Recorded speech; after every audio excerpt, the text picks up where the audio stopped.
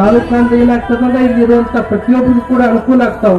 ಪ್ರತಿಯೊಬ್ಬ ಮನುಷ್ಯನು ಕೂಡ ಸಾಮಾನ್ಯ ರೈತ ಆಗಿರ್ಬೋದು, ಬಡವ ಆಗಿರ್ಬೋದು, ಅವ್ರಿಗೇನಾಗ್ತದ ನಮ್ಮೂರಿನೊಳಗೆ ಎಲ್ಲರೂ ಕೂಡ ಸಿಕ್ತಂದ್ರೆ ನಾವು ಬಹಳ ಸಂತೋಷ ಆಗ್ತದ ಅಂತ ಏನ್ ಹೇಳ್ತಾರಲ್ಲ.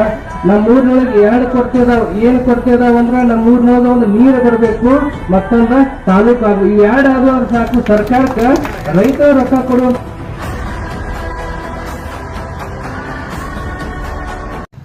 ನಿಮ್ಮ ಆಶೀರ್ವಾದ ನಮಗ್ ಕೊಡ್ರಿ. ಮತ್ತೆ ಸಂಪೂರ್ವಟ ತಾಲೂಕ ಮತ್ತೆ ಇದು ಒಂದು ಆಶೀರ್ವಾದ ಕೊಡ್ರಿ. ನಾನು ನೀರು ಕುಡಿಲಾಕಿದ್ದು ಉಪವಾಸ ಮುಗಿದ ನಂತರ ಮತ್ತೆ ಮಠಕ್ಕೆ ಬರ್ತೀನಿ, ನಿಮ್ಮ ಕೈಲಿ ನೀರು ಕುಡಿತೀನಿ. ಬಟ್ ಈಗ ಆಶೀರ್ವಾದ ಕೊಡ್ರಿ.